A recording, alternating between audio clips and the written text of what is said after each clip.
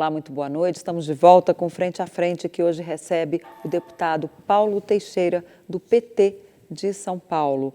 Deputado, nós comentávamos no bloco anterior sobre essa proposta do governo de privatizações, né, do Paulo Guedes, do ministro Paulo Guedes, dizer que vai pedir ao Centrão que aprove as privatizações. Mas isso tem que passar pelo Congresso e, se tiver maioria, leva. Como é que está essa relação dentro do Congresso? Primeiro, é possível colocar esse tema num momento de pandemia com o Congresso em sessões não presenciais e o Centrão, junto com o governo e alguns partidos que não fazem parte do Centrão, mas apoiam as privatizações, caso do PSDB, o próprio Democratas, que se diz hoje fora do Centrão. Se eles quiserem, isso passa? A oposição tem maioria para tentar barrar? Eu acho que sim. Sabe por quê, Denise? Tem um acordo entre nós de que só votamos matérias consensuais. Só votamos nesse período agora no período do coronavírus. Portanto, virtuais. Esse consenso é de mérito ou de pauta? Ele é de pauta. Ele é de pauta. Ou seja, para entrar em pauta tem que ter esse consenso. Tem que ter o consenso. Mérito também? De mérito pode ter divergência. Nós temos tido divergências, mas é para pautar.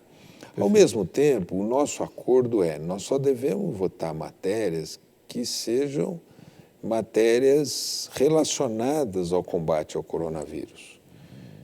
E discutir privatização nesse momento em que quem está fazendo o auxílio emergencial é a Caixa Econômica Federal. Quem deve ajudar as empresas é o Banco do Brasil. Quem deve produzir energia e pode subsidiar a energia é a Eletrobras. Então, ou seja, o ministro pode, então, arrumar outra proposta, porque por aí não vai. Não vai. E nem tem mercado. E nem tem mercado. As empresas vão ser vendidas a preço de banana também, né? Agora, os chineses é que querem comprar a Eletrobras. Deputado, há um consenso de que o Estado não deve ser tão grande assim. E de que as estatais, na verdade, não são do povo. A estatal é do funcionário da estatal. Um funcionário de estatal recebe 19 salários por ano. Tem um plano de saúde que dá remédio, inclusive, para a sogra, para a mãe, para todo mundo. Quer dizer, seria bom se fosse para todo mundo. Um presidente de uma estatal tem uma vida melhor do que do presidente da República. O presidente da Petrobras ganha mais de R$100 mil, tem aviões à disposição, ninguém nem sabe quem é. Quer dizer, acabou esse discurso. Por que manter essas empresas? Zé, deixa eu te falar uma coisa. O mundo inteiro, nessa crise do coronavírus, está percebendo a importância do Estado. Do Estado, mas não de empresas. Não, de um lado, do Estado, por exemplo, os Estados Unidos não tem serviço público de saúde. Nós temos. Os Estados Unidos já morreram quase 100 mil pessoas. Nós temos um serviço público nacional que está dando leito para as pessoas. O SUS é muito importante. Os bancos públicos, eles são fundamentais. A Caixa é fundamental, o Banco do Brasil é fundamental. Mas fundamental para quem, deputado? Não, por exemplo, a Caixa... Para mim não é fundamental. Posso falar uma coisa? A Caixa Econômica Federal, eu vou dizer, para mim eu tenho um cheque especial. No Itaú, esse cheque especial está 8% ao mês.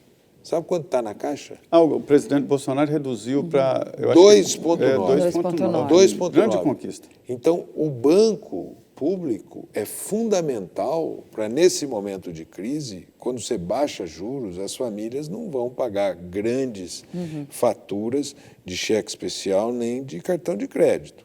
Então, o banco público é fundamental.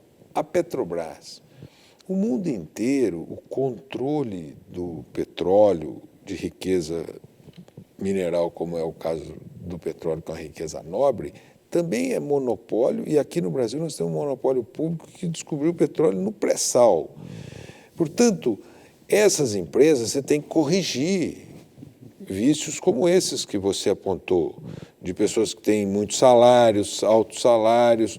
Eu mesmo tenho uma proposição para que nessas O empresas... funcionário da Petrobras ganha mais do que o senhor, por Então, exemplo. não ganha. O que nós precisamos é exigir que nessa área Aliás, até funcionário da Câmara ganha mais do que deputado, ganha, ninguém sabe. ganha.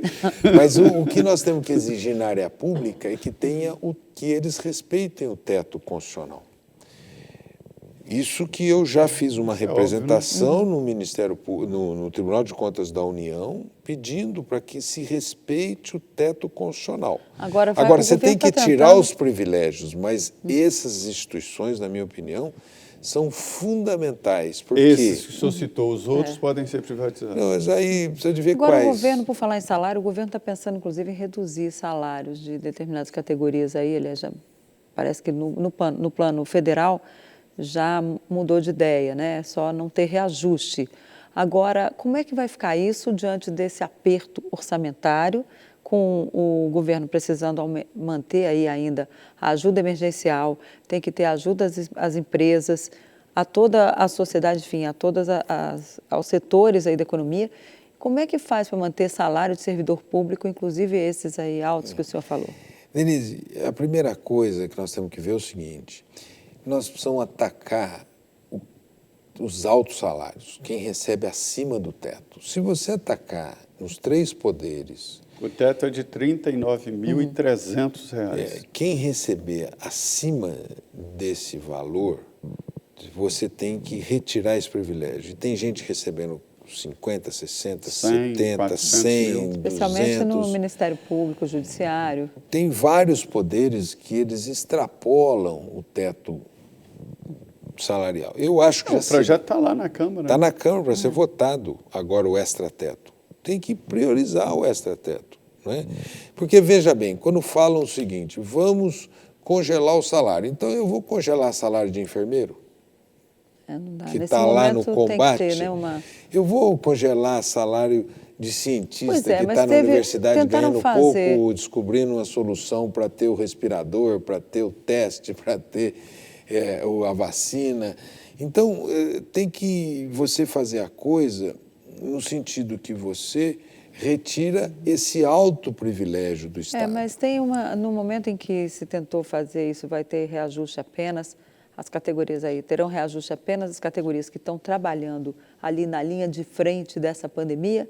Aí vem o Congresso, coloca mais uma, coloca mais outra. Sempre tem uma categoria ali que consegue, com o seu prestígio junto aos congressistas ou junto às bases desses congressistas, pegar e conseguir se colocar ali, se acomodar quando tenta fazer alguma justiça social, no caso, para essas Denise, categorias aí importantes. Ou equívoco, porque o Ministério da Fazenda, ali, o que eles têm cometido de equívocos, por exemplo, o projeto chegou na Câmara, no Congresso. O que nós colocamos? A área de segurança.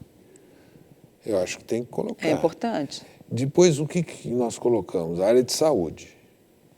Quem está no embate, estão adoecendo, estão na linha de frente, nós temos que homenagear essas pessoas, agradecer e dizer que elas são os nossos heróis.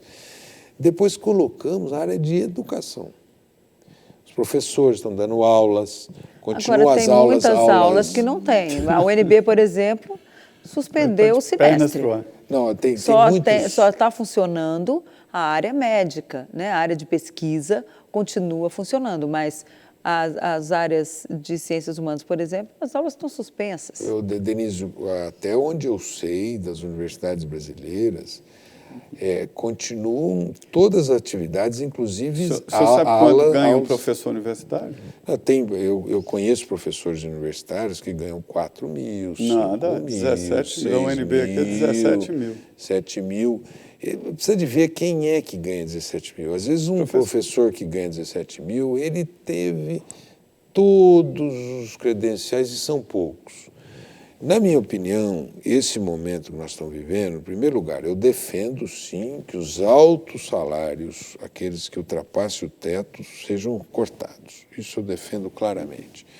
E segunda coisa, o que o mundo inteiro nos ensina nessa crise? De novo, essa crise é um momento que os governos nacionais têm poder de emissão de dinheiro e não tem nenhum risco no Brasil de ter inflação. Agora não vai ter inflação, tem deflação. Ô, deputado, e eu acho que tem que enfrentar além, isso. além dessa área econômica, há uma grande luta ali científica.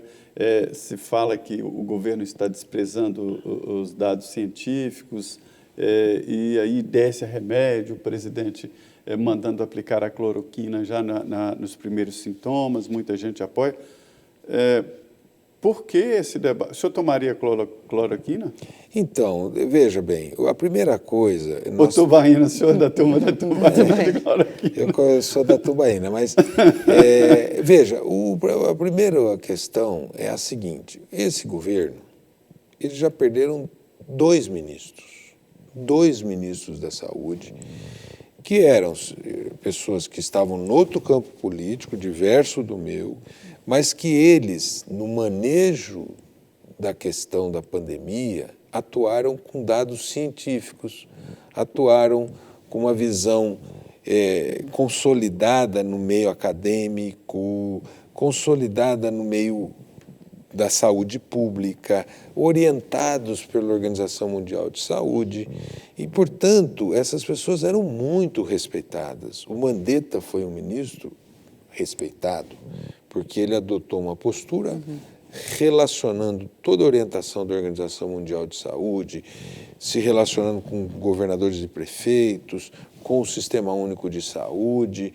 Toda a tarde ele orientava a população brasileira de como se comportar. Conversava com governadores e prefeitos Conversava, também. Todas as manhãs. Todas a as manhãs. Então, ele atuou conforme a ciência e conforme as recomendações dos epidemiologistas, as recomendações do Sistema Único de Saúde. Depois, ele foi substituído por essa visão, uma visão anticientífica, uma visão que contraria toda a forma de combate à pandemia e que boicota a forma de combate à pandemia. Aí, ele substituiu, trouxe um outro ministro. Todo mundo achou que o outro ministro fosse aderir aos pensamentos do presidente. O que o outro ministro fez?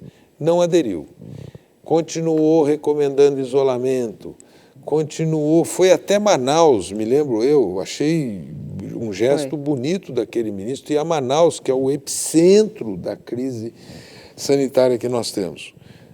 E pediram para ele fazer um protocolo oferecendo a cloroquina. Ele falou: eu não vou fazer isso aí, não.